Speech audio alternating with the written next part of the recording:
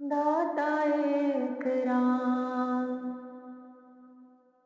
भिखारी सारी दुनिया।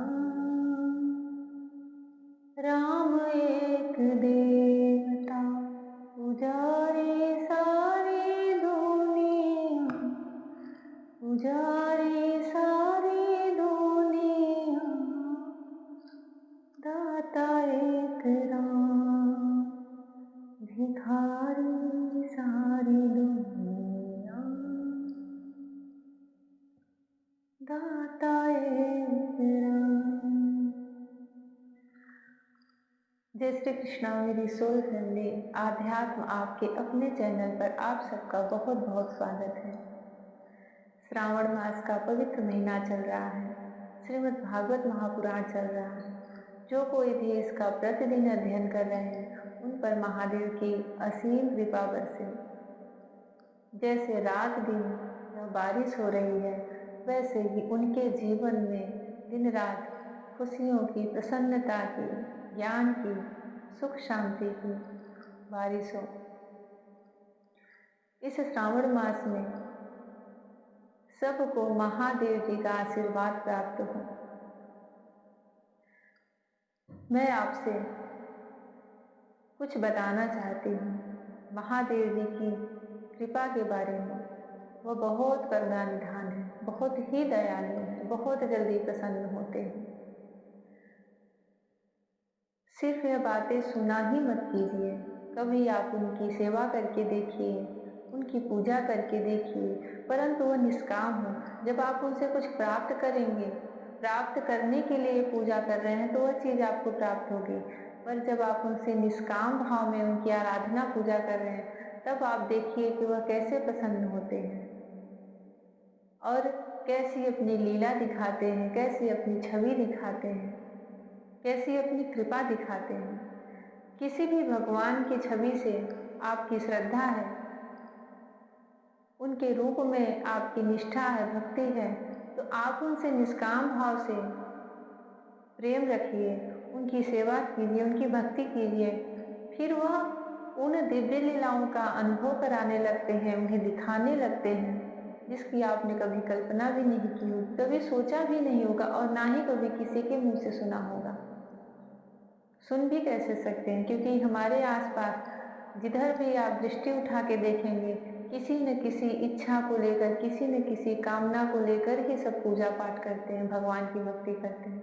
कहने को कहते हैं कि हम उनसे कुछ नहीं मांगते, पर मन के अंतःकरण में, हमारे मन के अंतःकरण में जो हम भी नहीं जानते, वह उस विधाता को पता रहता है कि यह किस भाव से आ रहा है, किस भाव से मेरी पूजा कर रहा है। आप उनसे नहीं मांगोगे मुंह से, पर आपके अंतःकरण में उसकी पीड़ा है, उस कमी का जो आपके जीवन में नहीं है, तो भगवान तो सब समझ जाते हैं, इसलिए वह वही चीज देने लगते हैं। पर आप मन में भी किसी प्रकार की पीड़ा, किसी प्रकार का शोक न रखिए, प्रसन्न भाव से, निष्काम भाव से उनकी सेवा तो करके देखिए। वह वह तब जो चीज देते हैं, वास्तव में वही उनकी भक्ति होती है और वही उनकी प्रसन्नता होती है। क्योंकि आपने तो कुछ उनसे मांगा नहीं, चाहा नहीं, फिर भी उन्होंने वैसा कुछ दिया है, वो अपने प्रसाद के रूप में। वो उनका सबसे बड़ा आशीर्वाद होता है। पिछले वर्ष सावन के 2 माह लगे हुए थे। मैंने उसमें 1 माह, जो पुरुषोत्तम मास भी कहते हैं, उसका व्रत किया और मैं उसका करती हूँ व्रत, चाहे वह जिस माह में लगे। पिछले वर्ष सावन में लगा था। उस समय मैं एक छोटी सी बात बता रही हूँ, महादेव जी की भक्ति की। उस समय पूजा करते तो प्रतिदिन मंदिर जाती थी शाम के समय, जो प्रदोष काल होता है, क्योंकि वही उनका सबसे प्रिय समय होता है, जब महादेव अपने बैल पर माता पार्वती के साथ, अपने गढ़ों के साथ घूमते हैं, विचरते हैं, सबको देखते हैं। सबसे दिव्य और सबसे पावन काल प्रदोष काल माना जाता है महादेव की पूजा और आराधना करने के लिए। मैं प्रतिदिन मंदिर जाती थी और उस समय मंदिर में बहुत शांति रहती थी और मैं उस मंदिर के शिवलिंग का फ़ोटो अपने इस वीडियो में मैं डालती रहती हूँ। बहुत ही शांति मिलती है उनके पास बैठकर पूजा करने में। पिछले कई साल से जब से मैं यहाँ रहने के लिए आई हूँ, मुझे कई पत्तों वाले बेलपत्र मिले हैं। कभी 4-5 तो मिलते ही हैं, पर 6, 7, 8, 9 ये सब दुर्लभ पत्ते भी मुझे यहीं से प्राप्त हुए हैं। पर पिछले वर्ष पता नहीं क्या मन में आया, मैंने उनसे ऐसे ही पूजा करते-करते मन से कह दिया कि एक बार आपका 12 पत्ते का बेलपत्र मिल जाए, उस पर आपके 12 ज्योतिर्लिंगों का नाम लिख कर के मैं उसे अपने घर में स्थापित करके उसकी पूजा करूँगी, हमेशा अपने याद में रखूँगी और फिर आपसे कभी ऐसे ढूँढती नहीं फिरूँगी कि मुझे कुछ दुर्लभ पत्ते मिले। जो भी पत्ते मिलते हैं, उसमें बहुत ही गूढ़ रहस्य होते हैं। हर पत्तों का अपना एक भाव होता है, हर पत्तों की अपनी एक महिमा है, जो जल्दी बताई नहीं जाती। पहले तो ऐसे पत्ते मिलते ही नहीं। बहुत ही छोटे थे हम, ये सावन के जो सोमवार के व्रत चल रहे हैं, आज सावन का सोमवार है और सबको भगवान शिव और माता पार्वती का आशीर्वाद मिले। याद ही नहीं होगा हम लोगों को कि यह व्रत हम कितनी उम्र से कर रहे हैं, कितने छोटे थे क्योंकि सब व्रत रखते थे तो घर में भोजन बनता ही नहीं था। तो वो बचपन से ही व्रत में आ गए हैं और ना ही आज तक कभी यह व्रत खंडित हुआ होगा, टूटा हुआ होगा, चाहे मैं कितनी भी बीमार रही हूँ, चाहे कैसी भी परिस्थिति आई हो। ये सावन के सोमवार कभी मुझसे नहीं छूटे। जब बहुत छोटे थे और गाँव में पेड़ पर से बड़ी-बड़ी डालियाँ ही क्योंकि बहुत बड़े-बड़े बेल के वृक्ष होते थे, तोड़कर सब ला देते थे, पूरा घर व्रत रखता था, बहुत सारे पत्ते चाहिए होते थे सबको। तो मेरे घर की जो दादी लोग थीं, जो अम्मा लोग थीं, वह उन पत्तों को मैं हर साल देखती थी कि वह पत्तों को बहुत बारीक किसी-किसी को छूने नहीं देती थी डालियाँ वो और बहुत ही बारीकी से एक-एक पत्ते को देखती थी, तोड़ती थी, रखती थी। जब हम पूछते थे कि आप क्या ढूँढते हो? तो बोलती थी कि मैं इसमें से 4 पत्ते वाला बेलपत्र ढूँढती हूँ कि कभी मिल जाए। पहली बार मैंने उन्हीं के मुख से सुना था। बहुत ही वह वृद्ध हो चुकी थी, पर उन्हें कभी मिला नहीं। हर वर्ष वो ढूँढती थी जब तक थी और बोलती थी कि बहुत बेटा बहुत ही भाग्यशाली लोगों को या बहुत ही अच्छा पत्ता व महादेव का प्रसाद माना जाता है, 4 पत्ते के बेलपत्र होते हैं। पर मैंने कभी देखा ही नहीं और ना ही उन्हें भी कभी मिला। तो लगता था कि बस ये काल्पनिक है। पर जब मिलना प्रारंभ हुआ, देना प्रारंभ हुआ, मुझे उसका दर्शन करना प्रारंभ हुआ, तो मैं बता नहीं सकती कि मुझे कितने प्राप्त हुए। गिनती नहीं याद होगी कि मैंने महादेव जी से 4, 5 कि कितने पत्ते प्राप्त किए हैं। बहुत सारे पत्तों को तो मैं सँभाल के रखी हूँ और बहुत सारे पत्तों को मैं ओमकारेश्वर में नर्मदा नदी में ले जा करके सोच विचार करके क्योंकि जिस वृक्ष से मिलता है वह वृक्ष ही में उसको ही मैं दिव्य वृक्ष मानती हूँ। प्रतिवर्ष उसमें से एक दिव्य पत्ता तो ज़रूर ही आता है, कभी 7, कभी 8, कभी ऐसा देखा ही नहीं होगा आप लोगों ने, मैंने भी कभी नहीं देखा था। मैं उन पत्तों को शिवरात्रि पे जा रही थी तो सब विसर्जित कर दी नर्मदा नदी में यह सोचकर मन के तो भाव यही थे कि जिस भी वृक्ष में आ रहा है, यहाँ का पत्ता नर्मदा नदी में कहाँ पहुँचेगा। मैं दर्शन करने जा रही थी तो उसमें सब विसर्जन कर दिए भगवान से मना करके कि कुछ तो वह अलग है, वृक्ष छोटा-सा है, पर आप उस पर अपनी दया रखना क्योंकि भागवत में तो यही लिखा है कि हर जीव में भगवान का वास है। वृक्ष योनि भी एक अपने कर्मों से ही प्राप्त होती है, तो उसको इससे मुक्ति मिले। श्रावण मास चल रहा है, महादेव जी की सब आराधना कर रहे हैं। बस मुझे मन में आया कि मैं बातें आप लोगों को बताऊँ। मैंने भगवान से ऐसे ही पूजा अकेली ही पूजा कर रही थी, करते-करते मेरे मन में बस आया कि मिल जाए, तो मैं ऐसा 12 पत्ते का रख दूँ, पर कहीं न कहीं अंतःकरण में था कि ऐसा होना संभव नहीं है। कहाँ होगा, कहाँ से मिलेगा? और मैं हँस के वहाँ से चली आई। पर शायद भगवान भोलेनाथ वह बात सुन के और उनके भी मन में आ गया होगा कि इसको देना है। यही सब चीजें होती हैं जो भगवान से जुड़ी होती हैं, सिर्फ हमारे और भगवान के बीच की बातें होती हैं। शायद मैं उस दिन कुछ और भी मांगती तो वह सुन लेते, पर मन में ऐसा कुछ था ही नहीं। और मुझे श्रावण बीतते बीतते अगले महीने के जो मेरे खुद के जो जन्मदिन मेरा आता है उस पर मुझे मिला, और एक पत्ते नहीं मिले, कई पत्ते मिले। मैं उसका भी फोटो मैं इसमें डालती रहती हूँ। उसकी तो मैं पूजा करती हूँ, क्योंकि मेरे लिए वो बहुत ही बड़ा आशीर्वाद है शंकर जी का। उसकी महिमा जब मैंने सुनी 12 पत्तों की, तो बहुत बड़ी महिमा है। उसमें तो ये भी कहा गया है कि इस पत्ते का चूरा भी अगर है, पत्ता सूख गया है, तो वह भी आप ले जाके शिव जी पे चढ़ा सकते हैं। उस पत्ते को धुलिए और रख के फिर से चढ़ाइए, जब तक वह हरा है, अगर आपको मिल गया है। नहीं तो आप संभाल के रख लीजिए। अगर सूख गया है, टुकड़े हो गए, उसके चूरा बन गया, तब भी आप उनको शिवलिंग पे चढ़ा सकते हैं, और आप उस पत्ते का चूरा भी रख सकते हैं। अभी मैंने भागवत खोला तो मुझे सामने वह दिखा, इसलिए मुझे सब पिछले वर्ष की सब चीजें एक एक करके याद आ गई।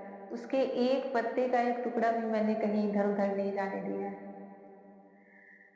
क्यों देते हैं, किस लिए देते हैं, कब सुन लेते हैं, कब प्रसन्न हो जाते हैं, वही जाने। वह अड़भंगी है, सबके हृदय की जानते हैं, सबको प्रसन्न करना जानते हैं। महादेव सब पर अपनी करुणा बरसाए। जय श्री कृष्ण। श्रीमद् भागवत महापुराण का चतुर्थ स्कंद चल रहा है, और इसमें राजा पुरंजन की कथा चल रही है। देवर्षि नारद मुनि राजा प्राचीन बरही को वह कथा सुना रहे हैं, और उसके माध्यम से उन्हें वह गूढ़ रहस्य ज्ञान का बता रहे हैं। राजा पुरंजन अपने ही कर्मों से अगले जन्म में स्त्री हुआ, क्योंकि वह पूर्व जन्म में अपनी ही पत्नी को याद करते करते बड़ी ही कष्ट से अपने प्राण त्याग किए। फिर उसके बाद अन्य लोकों में अपने भोगों को भोग करके फिर धरती पर उसका स्त्री योनि में एक राजा के घर एक राजकुमारी के रूप में उत्पन्न हुई, विदर्भ में।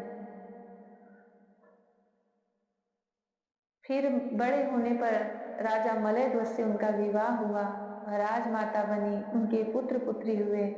और राजा मलय ध्वज भगवान श्री हरि के बहुत बड़े भक्त थे, जो उनके अगले जन्म में पुरंजन के पति बने थे। वृद्धावस्था आने पर राजा महाराज मलय ध्वज ने अपनी नगरी पुत्रों को सौंप करके वन को चले गए। तपस्या किए, कठोर तप किए, पत्ते, सूखे पत्ते, जल, कंदमूल, फल करके कठिन जीवन निर्वाह किया। और उनकी पत्नी, जो कि पुरंजन के रूप में अगला जन्म पाई थी, वह भी उनके साथ वन को गई थी, उनकी सेवा करती थी। एक समय आता है कि महाराज बहुत लंबे समय से ध्यान में भगवान की एकाग्रता में तल्लीन थे, और उनका वह अंत समय आया, और उन्होंने इस देह का त्याग करके श्रेष्ठ मार्ग, मोक्ष मार्ग, मुक्ति मार्ग को पकड़ा। वह उन उत्तम लोकों को गए, उनकी मुक्ति हुई, भगवान श्री हरि के पास गए।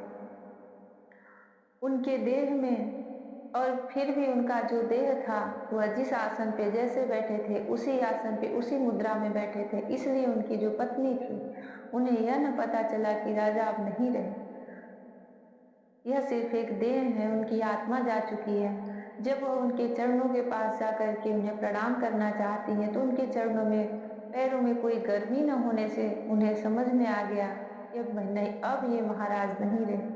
वह तरह तरह के बातों को याद कर करके शोकाकुल होकर के बड़े ही जोर जोर से वहां विलाप करने लगी, बड़ी ही जोर जोर से वह रोने लगी, राजा को जगाने लगी, बहुत दुखी हुई। फिर अपनी ही पति के शव को जलाने के लिए आंसू बहा बहा करके लकड़ियों की चिता बनाकर उस पर पति का शव रखा, और अग्नि लगाकर विलाप करते करते स्वयं सती होने का निश्चय किया। राजन, इसी समय उसका कोई पुराना मित्र एक आत्मज्ञानी ब्राह्मण वहां आया। उसने उस रोती हुई अबला को मधुर वाणी से समझाते हुए कहा, यह वही मित्र है पुरंजन का अभिज्ञात नाम का, जिसको वह कई जन्मों से भूला हुआ है। इसीलिए तो सब कहते हैं कि यह सृष्टि सिर्फ एक आत्मा पे चलती है। देह हमें सिर्फ अपने प्रारब्ध से मिलता है। हम जैसा कर्म करेंगे अगले जन्म में फिर वैसा ही देह प्राप्त कर लेंगे। व्रज में जो यमलार्जुन नाम के वृक्ष थे, वह भी तो स्वर्ग लोगों के गंधर्व थे, देवता थे। उनकी आत्मा तो वही थी दिव्य, पर श्राप से, और नारद मुनि ने ही श्राप दिया था, क्योंकि वह देवता होकर के भी मदिरा पान करके दुर्व्यवहार कर रहे थे। तो नारद मुनि को क्रोध आ गया था कि यह इन लोगों को इन लोकों में रहने लायक नहीं है, इन्हें कर्म भोग धरती पर ही जाना चाहिए। तो आत्मा तो वही रहती है, चाहे वह वृक्ष में रहे, चाहे वह मनुष्य में रहे, चाहे किसी पशु पंछी में रहे। अब वह उनका मित्र ब्राह्मण के रूप में आता है। आत्मज्ञानी ब्राह्मण वहां आया और उसने उस रोती हुई अबला को मधुर वाणी से समझाते हुए कहा। ब्राह्मण ने कहा, सुनिए, ये जो प्रसंग चल रहा है ना, बहुत ही अच्छा प्रसंग है। आप लोग इसको बहुत एकाग्र मन से ध्यान से सुनिए। ब्राह्मण ने कहा, तू कौन है, किसकी पुत्री है, और जिसके लिए तू शोक कर रही है, वह यह सोया हुआ पुरुष कौन है? क्या तू मुझे नहीं जानती? मैं वही तेरा मित्र हूँ, जिसके साथ तू पहले विचरा करती थी। सखे, क्या तुम्हें अपनी याद आती है? किसी समय मैं तुम्हारा अभिज्ञात नाम का सखा था। तुम पृथ्वी के भोग भोगने के लिए निवास स्थान की खोज में मुझे छोड़कर चले गए थे। आर्य, पहले मैं और तुम एक दूसरे के मित्र एवं मानस निवासी हंस थे। हम दोनों सहस्त्रों वर्षों तक बिना किसी निवास स्थान के ही रहे थे, किंतु मित्र, तुम विषय भोगों की इच्छा से मुझे छोड़कर यहाँ पृथ्वी पर चले आए। यहाँ घूमते घूमते तुमने एक स्त्री का रचा हुआ स्थान देखा। उसमें 5 बगीचे, 9 दरवाजे, 1 द्वारपाल, 3 परकोटे, 6 वैश्य कुल और 5 बाजार थे। यह 5 उपादान कारणों से बना हुआ था और उसकी स्वामिनी एक स्त्री थी। महाराज, इंद्रियों के 5 विषय उसके बगीचे थे। 9 इंद्रिय छिद्र द्वार थे। तेज, जल और अन्न 3 परकोटे थे। मन और 5 ज्ञानेन्द्रिया, 6 वैश्य कुल थे। क्रिया शक्ति रूप कर्म इंद्रिया ही बाजार थी। 5 भूत ही उसके कभी छीड़ न होने वाले उपादान कारण थे, और बुद्धि शक्ति ही उसकी स्वामिनी थी। यह ऐसा नगर था जिसमें प्रवेश करने पर पुरुष ज्ञान शून्य हो जाता है, अपने स्वरूप को भूल जाता है। भाई, उस नगर में उसकी स्वामिनी के फंदे में पड़कर उसके साथ विहार करते करते तुम भी अपने स्वरूप को भूल गए, और उसी के संग से तुम्हारी यह दुर्दशा हुई। वह ब्राह्मण उन्हें उनके रहस्य बताते हुए कि तुम कहाँ फंसे हुए थे, उनको समझा रहे हैं। देखो, तुम न तो विदर्भ राज की पुत्री ही हो, और न यह वीर मलय ध्वज तुम्हारा पति ही। जिसने तुम्हें 9 द्वारों के नगर में बंद किया था, उस पुरंदिनी के पति भी तुम नहीं हो। तुम पहले जन्म में अपने को पुरुष समझते थे और अब सती स्त्री मानते हो। यह तो मेरी ही फैलाई हुई माया है। वास्तव में तुम न पुरुष हो न स्त्री, हम दोनों तो हंस हैं। हमारा जो वास्तविक स्वरूप है उसका अनुभव करो। मित्र, जो मैं ईश्वर हूँ और तुम वही जीव हो, तुम मुझसे भिन्न नहीं हो, और तुम विचार पूर्वक देखो, मैं भी वही हूँ जो तुम हो। ज्ञानी पुरुष हम दोनों में कभी थोड़ा सा भी अंतर नहीं देखते। जैसे एक पुरुष अपने शरीर की परछाई को शीशे में और किसी व्यक्ति के नेत्र में भिन्न भिन्न रूप से देखता है, वैसे ही एक ही आत्मविद्या और अविद्या की उपाधि के भेद से अपने को ईश्वर और जीव के रूप में 2 प्रकार से देख रहा है। इस प्रकार जब हंस ईश्वर ने उसे सावधान किया, तब वह मानस सरोवर का हंस जीव अपने स्वरूप में स्थित हो गया और उसे अपने मित्र के विछोह से भूला हुआ आत्मज्ञान फिर प्राप्त हो गया। प्राचीन बरही, मैंने तुम्हें परोक्ष रूप से यह आत्मज्ञान दिग्दर्शन कराया है, क्योंकि जगतकर्ता जगदीश्वर को परोक्ष वर्णन ही अधिक प्रिय है। जय श्री कृष्ण। आप लोग जो भी सुन रहे हैं, इस भागवत को पढ़ रहे हैं और कुछ इसके भाव आपको समझ में आ रहे हैं, ब्राह्मण जो उस स्त्री से कह रहे हैं, इसको कम से कम 3 बार अवश्य पढ़ें और इसके एक एक शब्दों पर ध्यान दें और स्वयं को ऐसा समझें कि वह ब्राह्मण जो ईश्वर है, ब्राह्मण के वेश में आए हैं, वह कृष्ण है, वह किसी और से नहीं स्वयं मुझसे कह रहे हैं कि तुम में और मुझ में बिल्कुल भी अंतर नहीं है, तुम मुझसे भिन्न नहीं हो और तुम विचार पूर्वक देखो, मैं भी वही हूं जो तुम हो। ज्ञानी पुरुष हम दोनों में कभी थोड़ा सा भी अंतर नहीं देखते। यही श्री कृष्ण की माया है और यही श्री कृष्ण को प्राप्त करना है। यही भाव वो हमारे हृदय में धीरे धीरे करके दृढ़ करते जाते हैं और वह ऐसे ही आके समझाते हैं। इस प्रसंग को आप लोग एकाग्र मन से अवश्य सुने। अभी नारद जी इसमें